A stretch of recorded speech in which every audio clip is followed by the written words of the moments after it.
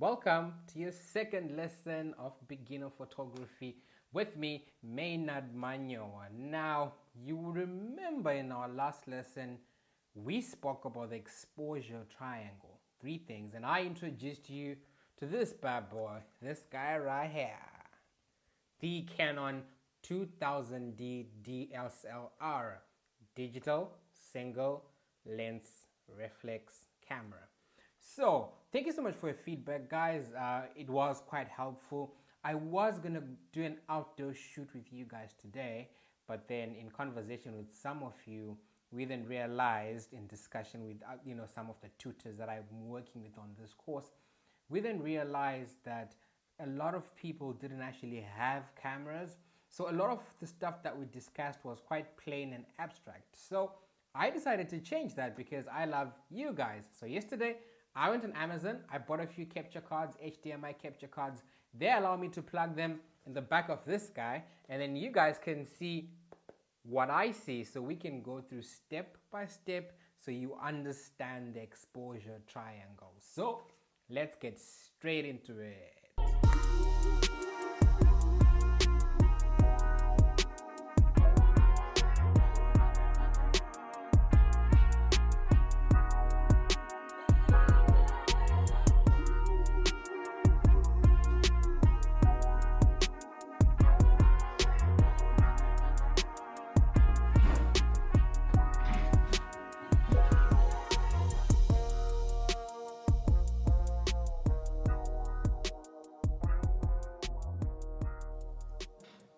When you first switch on a DSLR, right, an entry-level DSLR, this is the screen that you're confronted with. Now, I just want to take you guys through all of these menu options. Don't get intimidated. It's pretty simple. Now, you also M there that says manual mode. If you're holding one and you don't see this screen, just look on the dial on top of your camera and just move it. It might be in auto, it might be in AV or TV mode. Just scroll it and put it in manual mode. When it's in manual, this is what you see. So the first thing you see there, which is what is in a fraction, that is your shutter speed, right? So 1/4000th of a second, that's your shutter speed. I'm just going to go straight into it and take a picture at 1/4000th of a second. And what does the picture look like? It's outright darkness. Why is it dark? Because that shutter speed is simply too fast. You remember we said shutter speed is how fast your shutter goes up and down. What is the shutter? That physical thing that's going click inside the camera when I press the shutter button. So if it moves at that kind of speed, not enough light is getting to the sensor, so the image is going to be dark. Now, without changing any other setting, we are going to lower the shutter speed from 1/4000th of a second to 1 second and still take a picture. I'm sure you could tell the shutter this time was slightly slower. So let's see what we've produced. We've produced an image that's pretty decently lit up. Now, of course, 1 second is low, and we might wonder, why is it at 1 second exposure we've been able to get a properly exposed image when 1 second should mean more light is coming in? Well, if you go to your second option right after that shutter speed, there you go. You'll see that number f22, and that's your aperture. And an f22 aperture means the hole inside this lens is so super tiny that a little amount of light is coming in. Now, I'm just going to put this to the normal area so that people like to use when they're taking portraits, right? To get that nice blurry back. We use f1.8. And I'm going to take a picture without changing anything else. What does our picture look like? It's a bright white picture. The camera is literally blown out, too much light, everything is just gone white. Now, to fix this, how would we fix this, right? Of course, at 1/4000th of a second, our image was outright black. At 1 second, it was outright white. So that means our exposure is somewhere in between 1 second and 1/4000th of a second. So I'll move this to the shutter speed that you usually find on normal cameras when you switch them on. Standard is 1/25th of a second. Right? So 1/125th of a second is the shutter speed right now, and we're going to take a picture. Gonna look at it. Not as blown out anymore. You can still see the wall there. To make it easier for you, I'm going to take a picture of the camera that's filming me over there. Right.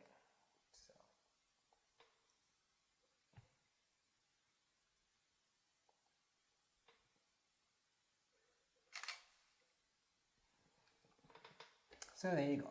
Right, there's a lamp in front of me and there's a camera in the back, but that camera is still a bit too dark. You can almost make out what it is, but what do we do to make it pop out so we can see it a little? So we're going to lower our shutter speed, right? Let's go to 1/60th of a second.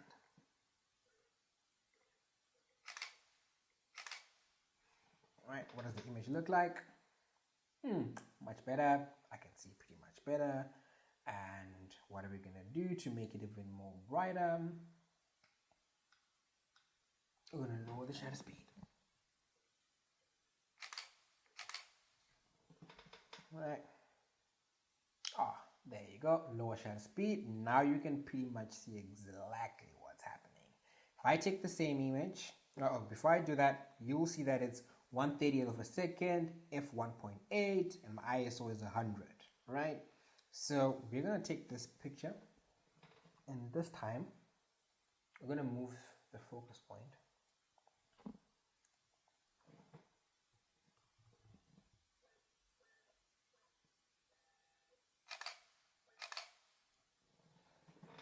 And so the difference between this image and this image,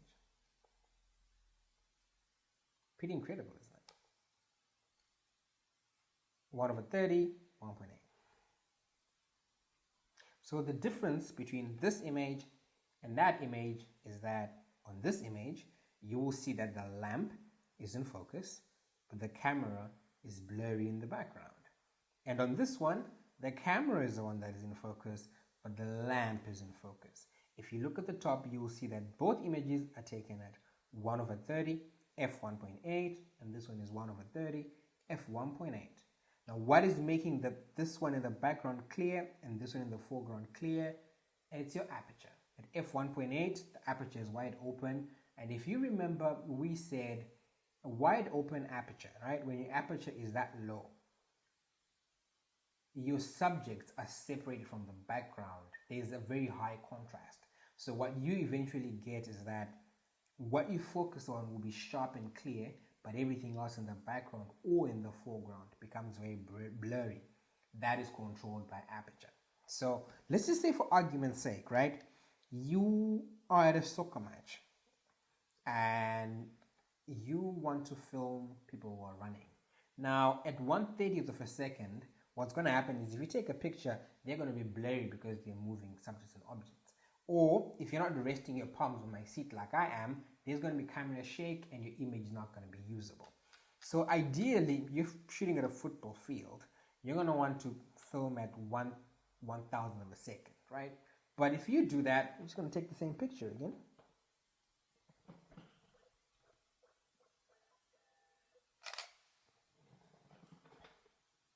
We're back to darkness, right?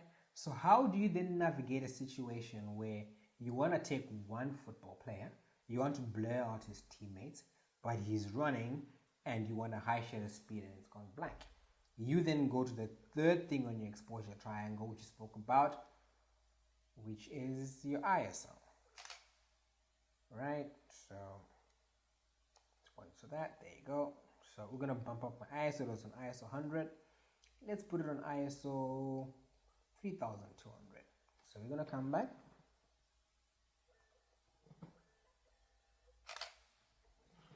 Same image.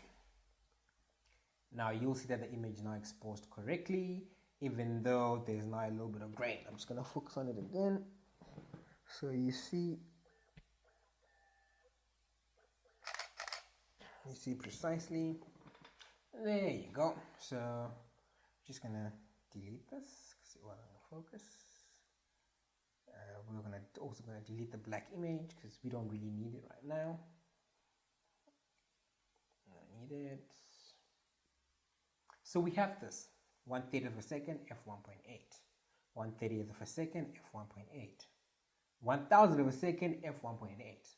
This is pretty much the same image, but you will see the difference that is caused by a high ISO. Remember, we said when you bump up the ISO, you brighten the image for real, but you introduce grain. And these two images pretty much show it. It's pretty much the same picture, except that in this one, the black is all nice. You can pretty much see everything. And this one you can still see, but it's not really grainy. Now, to really show the impact of ISO, I'm just going to put that on 1000 a second.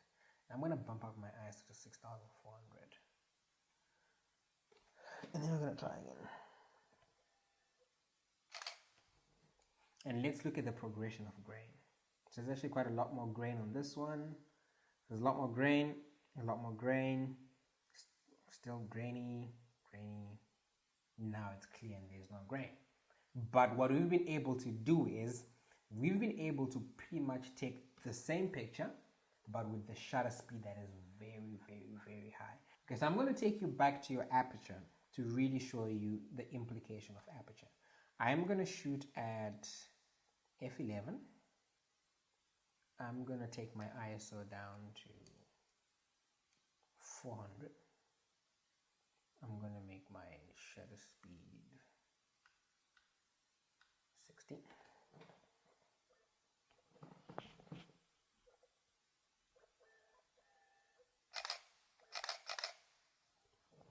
Just going to check the picture. It's a little too dark, although I like the little reflection with the black. But I'm going to lower my shutter speed a little bit more, all the way to 30. I'm going to put my ISO, I'm just going to still keep my ISO on 400 because I don't want grain. Let's put it on 20. Let's check on our image. There you go. It's still pretty decent. So I'm just going to lower my shutter speed one more time, and like that, I'm going to go 1/10 of a second, right?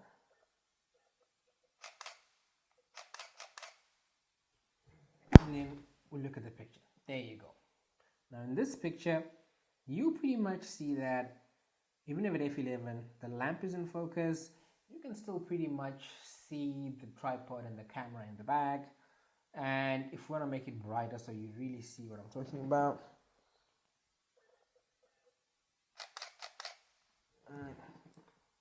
there you go. You can see the lamp, you can see pretty much the camera in the back, right? No problems at all.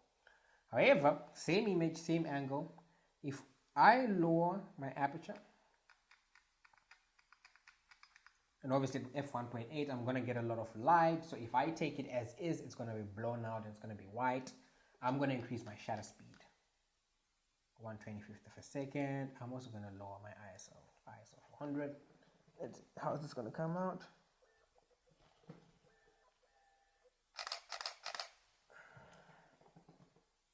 Alright, there's a bit of camera shake there.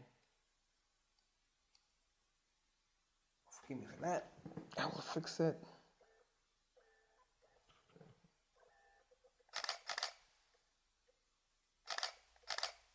Right. There you go. Taking a proper image. It's fine. I'm just going to delete these ones that are incorrect. Delete that. You need that because I'm going to get to. So, yeah. So 1/25, 1.8. So pretty much the difference here is at f11, you can see the lamp and you can see the camera. At f1.8, just look at the difference. That camera has gone from being that clear to all of a sudden being so blurry. So that's what Aperture does. So instead of just allowing more light to come into the camera, what your Aperture tends to do as well is it just enhances your depth of field. And we went through this, how separated your subject is from the background. If I move the subject here, right, and I now make that camera my subject,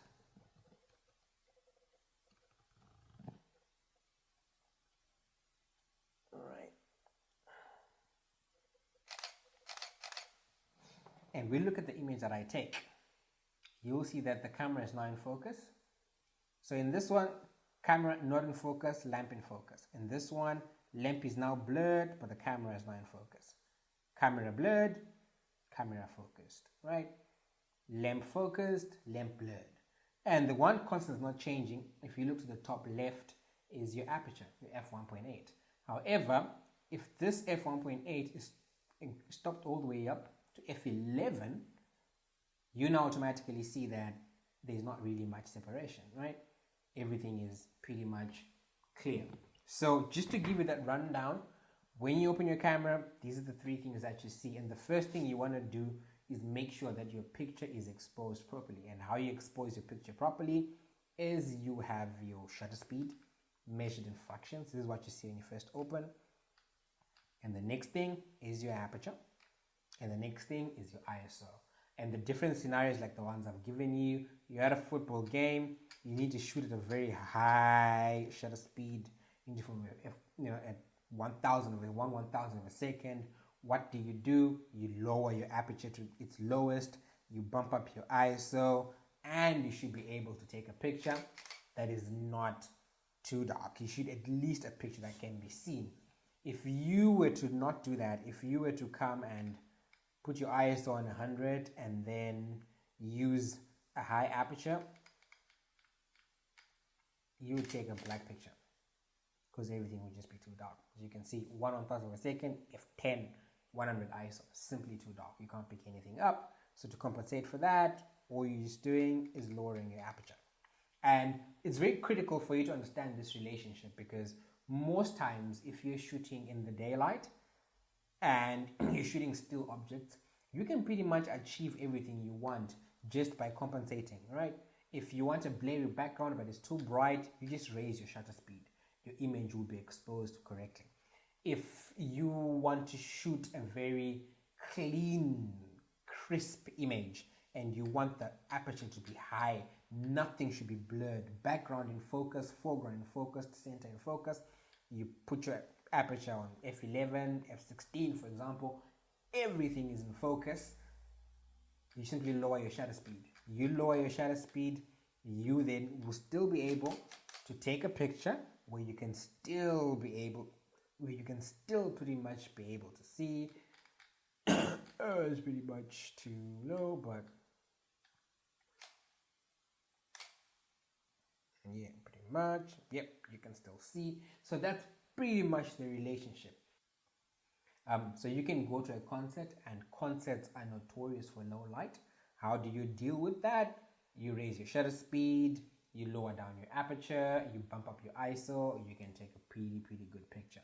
If you're photographing in the day and you don't want anything blurry, increase your shutter speed, lower your aperture, you should be able to get everything right. So in the next lesson, we will then go to the next important thing after exposure, which is your white balance. Because as you see, on top it says M, you can see the fraction, that's your shutter speed.